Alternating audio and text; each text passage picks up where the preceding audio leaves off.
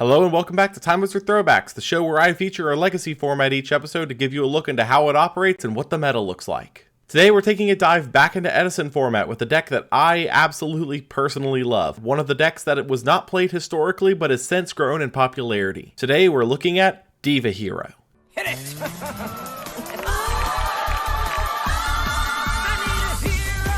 So here's the list. Diva Hero itself is actually extremely important because it shows the growth of the format beyond its historical context. The deck was never played at SJC Edison, as this is one of those decks that was created in the time since the legacy format was explored. Diva herself has actually become one of the more pivotal pieces of this format because of her generation that she provides. There are many decks now that use Diva for her card generation and easy synchro access. Diva Frogs and Diva Monarchs are now both very popular decks in this format, but Diva Hero is where it all started, so let's get into the card by card. Starting off, we've got 3 Caius the Shadow Monarch. This is the Monarch to end all Monarchs, and since you are going to be generating advantage very regularly, Caius is going to be on the field very regularly. 3 Deep Sea Diva. Unsurprisingly, Deep Sea Diva is one of the most important pieces of this deck. It allows you to special summon a level 3 or lower Sea Serpent from your deck, which could include another copy of itself, or in this deck's case, Spined Gilman to give you access to a level 5 Synchro. We'll get into those in a minute. 2 Destiny Hero Malicious. Unfortunately, we're no longer in Trooper format. Malicious is at 2 here, but it's still really useful. It provides you tribute fodder for your Caius, it provides you synchro material for your Diva, just all around a great card. 1 Neos Alias. Sometimes you need a 1900 body to get over certain things. 1 Elemental Hero Stratos. This is still one of the best searchers in the game at this stage. 2 Evil Hero Infernal Prodigy.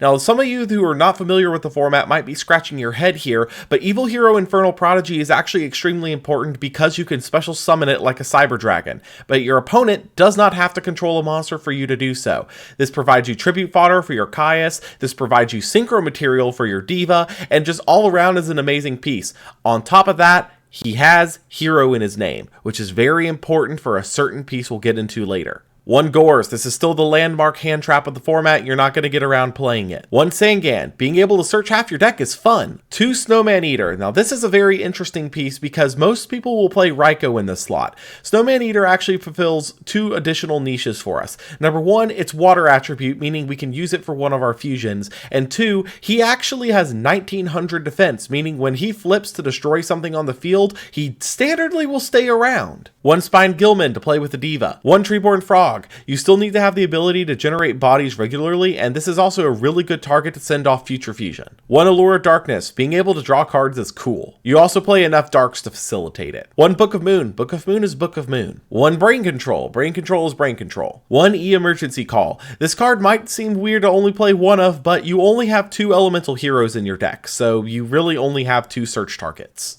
1 Future Fusion. This is actually really useful because it allows you to fill your grave with specific things. Usually your go-to is going to be dumping Malicious and a Treeborn Frog in order to summon Elemental Hero Absolute Zero. This card does not require an Elemental Hero, it requires a hero monster. Meaning that you can use it with Future Fusion to set up your grave. You can also use it with Miracle Fusion to banish pieces that you've already used, such as a hero and a Diva. Particularly Infernal Prodigy comes to mind in that regard, to summon out Absolute Zero. And then at that point, he gains attack for every water monster on your field, and if he leaves the field, he nukes it. Really powerful effect. Heavy Storm, MST, don't need explanation. 1 Rhoda. Unfortunately, this card is at 1, but it searches more than E-Call, so we still play it. 3 Upstart Goblin for the deck thinning. 1 Mirror Force for the removal. 3 Phoenix Wing Wind Blast. This is still one of the best spot removal pieces in our format. 1 Raigeki Break, because we can't play 4 Phoenix Wing. Solemn Judgment stops pretty much anything. Torrential Tribute is a board nuke, and Trap Dust Shoot is still amazing for going first. In the extra deck here, we have a Chimera Tech Fortress Dragon for our side deck, which we will not be using today. 3 Elemental Hero Absolute Zero. Again, this is one of the best cards in your deck, and the whole reason you'd be playing Diva Hero in the first place. The access to Synchro Monsters is really good, but your absolute blowout is Absolute Zero because you can churn them out off of 1 card in Miracle Fusion. 1 Elemental Hero Gaia, because sometimes he comes up. You don't play any Earths in the main deck, but you do play some in your extra deck. As for synchros, we have Cataster, summonable off of Diva and Spiked Gilman, really useful for spot removal. One Armory Arm. This is actually really useful for two reasons. Number one, it allows you to summon a Diva off of Diva while you have Infernal Prodigy on board and convert that into a level 6 synchro. But more importantly, it is also here because the Armory Arm OTK is possible with this deck. If you are able to special summon Infernal Prodigy and bring out Malicious from your graveyard with the Diva in hand, you have the full OTK. One Black Rose Dragon for the board nuke. One Bryonic Dragon at the Ice Barrier. Again, pretty simple to get out. One Colossal Fighter for the Armory Arm OTK.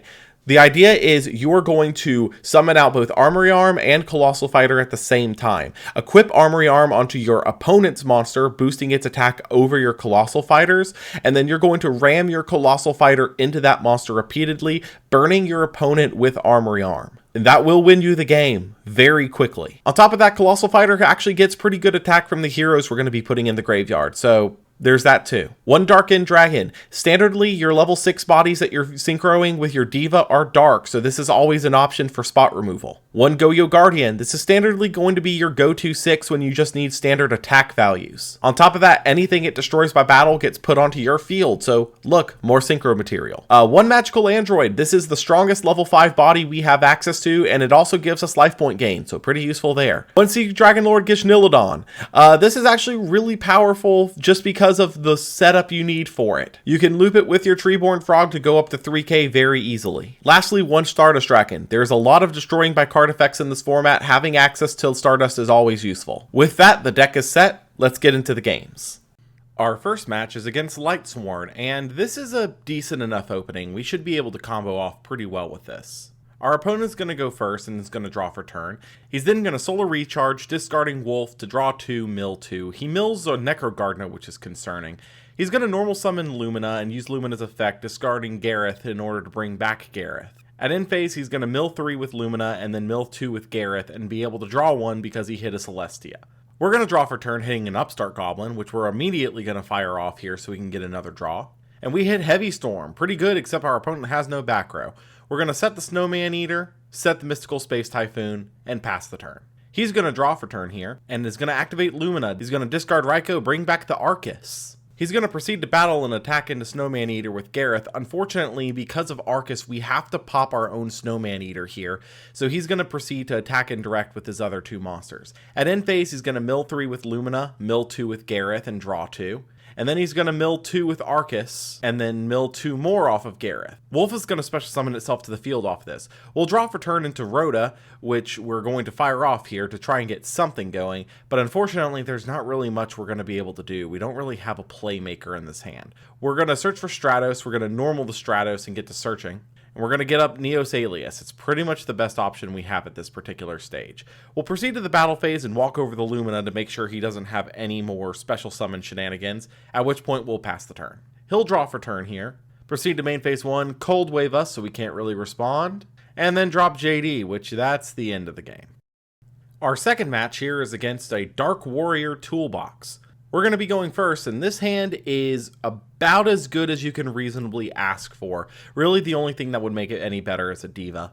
We're going to start off with a Rhoda here and go into Stratos. Stratos' effect is going to be able to search us out an Infernal Prodigy. We'll then proceed to Allure of Darkness to draw 2 and then banish that Infernal Prodigy that we just searched. We're going to set a Phoenix Wind and set Book of Moon and then pass the turn. He'll draw for turn, go into Dark Grepher here, and using Dark Grepher's effect, he's going to discard Infernal Prodigy and send a Plague Spreader from deck to grave. That's actually pretty powerful here. Plague Spreader, he's going to stack the card on top of his deck and be able to summon it back. He's then going to proceed to Brain Control our Stratos. That's unfortunate. He'll then proceed to Synchro off with that Stratos to make Go-Yo Guardian. He'll proceed into the battle phase and swing in for 17. We'll have to take it. He'll swing in for 28 here, and we will proceed to Phoenix Swing, discarding Malicious to stack that card on top of his extra deck. Going into main phase 2, he'll proceed to set a back row and pass. We'll draw for turn, hitting the Trap Dust Shoot, kind of late for that. So we'll set the Phoenix Swing, set the Snowman Eater, and pass, keeping the Trap Dust Shoot in hand for discard. He'll draw for turn here, go to battle, and swing in with Dark Grepher into Snowman Eater. He'll take 200 and lose his Grepher. He'll then proceed to pass the turn. We'll draw for turn and hit Deep Sea Diva. This is probably the best scenario we could ask for. We're going to Phoenix Swing his back row back to the top, but unfortunately it's his own Phoenix Swing, so he'll stack that on top. Discarding the Speared Gilman tells us he actually has Diva in his deck and just hasn't seen it. We're going to normal summon our Diva and use Diva's effect to summon Diva. We'll then proceed to use Malicious in our graveyard, banishing it to get another copy of Malicious out of deck. At which point we will Synchro for 8 using the Malicious and Diva to summon Stardust Dragon for the protection, and use the Diva and Snowman Eater to summon Gishnilodon. We'll proceed to battle, swing in for 23, swing in for 25, and pass the turn. At which point he will draw for turn and then concede. Our last game of the day is going to be against Vayu, Turbo, or Blackwing, whichever you prefer here. Our opening's not the greatest. We did get Future Fusion, so we're going to be able to start off with something powerful here by milling out our Malicious and our Treeborn Frog, but the rest of our hand's kind of weird, so we're going to just set a Phoenix Wing and pass the turn here, see what we can do. He'll draw for turn, go to main phase 1, and normal summon Dark Grepher, at which point he'll use the effect, sending Elfin from hand to grave to send a Vayu from deck to grave, so now his engine is online. He'll proceed to swing in for 17, main phase 2, he'll set 2, and then pass the turn to us. We'll draw for turn into Deep Sea Diva, and he'll proceed to Trap Dust Shoot our Diva away. No, we really needed that. Okay, in standby phase, we'll get 1 counter on the Future Fusion. We'll proceed to set the other Phoenix Wing and just pass the turn. He'll draw for turn, go to main phase 1, and he'll MST our Future Fusion, so unfortunately that's no longer on the table for us. He'll then normal summon Card Trooper, use Card Trooper's effect to mill 3, and he'll mill another Vayu off that, so his engine is pretty much locked and loaded. He'll swing in for 19 here, and then swing in for 17 with Grepher, and then pass the turn back to us. We'll draw for turn, hitting the Miracle Fusion. That's actually really good here. We'll Phoenix Swing in main phase 1 to put his back row back on top of the deck by discarding Raigeki Break. And then we'll Brain Control to take his Card Trooper here so that we can get our mill on. We'll then proceed to use Card Trooper and mill 3. We hit a Neos Alias off of that, which is incredibly good because that really opens our options up now. We're going to actually go for Miracle Fusion here, fusing off the Card Trooper with the Alias that we just milled so that we can summon Elemental Hero Gaia. We'll then use his effect on summon to have Dark Grepher and steal that attack, and then swing over the Dark Grepher for 2200. In main phase 2, we'll just pass the turn. He'll draw for turn here, go into Gale the Whirlwind, and then he'll proceed to battle and swing over for 200 damage. In main phase 2, he'll proceed to banish the Elfin and the Vayu so he can get Armor Master on the board, and then set 1 and pass. We'll draw for turn here into Trap Dust Shoot. That's kind of an unfortunate one. We'll then proceed to use Malicious's effect in Grave so we can at least get some kind of a body onto the field. We'll then set the Mirror Force here and pass for turn. He'll draw here, proceed to main phase 1, and then go straight into battle and attack in with Gale. We'll flip up the Mirror Force and clear his board out with that. In main phase 2, he'll just set 1 and pass here. So at the end of the turn, we will Phoenix Swing Wind Blast that card to back to the top of his deck so we don't have to deal with it anymore. We'll draw for turn and hit Deep Sea Diva. That is about as good as we can get here. We're going to bring back our Treeborn Frog for the turn, going into main phase 1. We'll then normal summon the Deep Sea Diva here, use her effect, and summon out another Deep Sea Diva from our deck. We'll then synchro with Malicious here to make Colossal Fighter. We'll go to battle phase and swing in for 31 with all the warriors that we have in grave.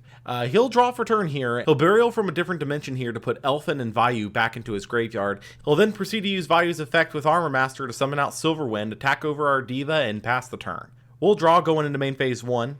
And then swing in with Colossal Fighter. Unfortunately, Colossal Fighter meets the Book of Moon, so we'll set the Sangan we drew for turn and pass. He'll draw for turn, go into the battle phase, and swing into Sangan with Silverwind. Sangan's effect here will activate, and he'll concede the duel before even seeing what we add. So we're back with the list. So the pros. The deck is fairly consistent at what it does. Diva is such a powerhouse of a card that it can basically turn any monsters on your board into serious threats very quickly. 2. The explosivity of Absolute Zero is a powerhouse to contend with. Anytime that thing leaves the board, you're going to have your board wiped, and that is not something you want to happen on a regular basis. 3. Caius is a freaking house. This deck can very easily put Caius on the board regularly, so I like it for that specifically. And the cons. The deck is not as explosive as other decks in the format. You're more so playing a resource management game compared to the explosivity of decks like Quick Draw Dandy Warrior.